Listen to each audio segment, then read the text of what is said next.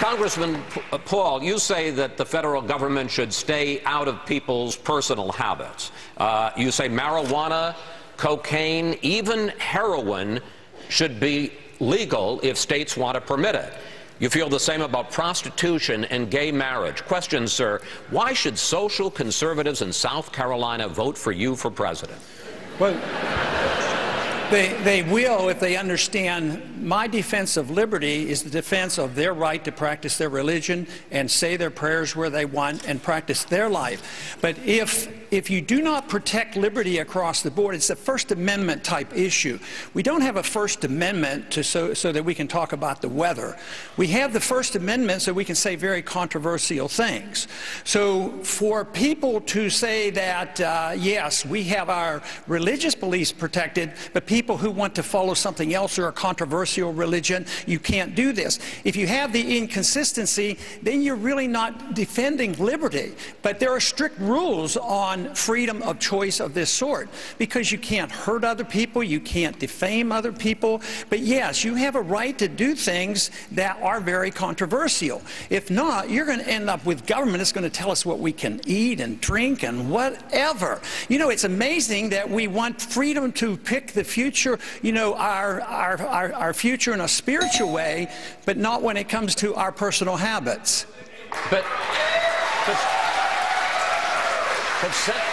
Senator, are you suggesting that heroin and prostitution are an exercise of liberty? Well, you know, I probably never used those words. You put those words someplace, but yes, in essence, if I leave it to the states, it's going to be up to the states. Up until this past century, you know, for over 100 years they were legal. What you're inferring is, you know what? If we legalized heroin tomorrow, everybody's going to use heroin. How many people here would use heroin if it was legal? I bet nobody would put the hand, oh yeah, I need the government to take care of me. I don't want to use heroin, so I need these laws.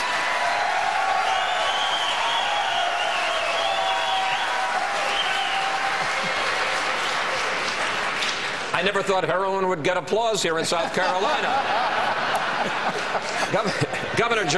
Governor Johnson, you say we should not only legalize and tax marijuana, you admit that you smoked it when it was still illegal in your state of New Mexico after suffering several serious and very painful bone fractures. Question, how far would you go in legalizing drugs, sir? Well, first of all, I would hope that people, when it comes to the drug issue, looking at me, would look at what I did as governor of New Mexico, which was everything was a cost-benefit analysis. So using that as a criteria, half of what we spend on law enforcement, the courts, and the prisons is drug-related. And to what end? We're arresting 1.8 million people a year in this country. We now have 2.3 million people behind bars in this country. We have the highest incarceration rate of any country in the world. I would ask people to look at this issue, see if they don't come to the same conclusion that I did, and that is that 90% of the drug problem is prohibition-related, not use-related. That's not to discount the problems with use and abuse, but that ought to be the focus. So I advocate legalizing marijuana. Control it, regulate it, tax it. It'll never be legal for kids to smoke pot or buy pot. It'll never be legal to smoke pot or do harm to others. When it comes to all other drugs, I advocate harm reduction strategies, which is simply looking at the drug problem first as a health issue rather than a criminal justice issue.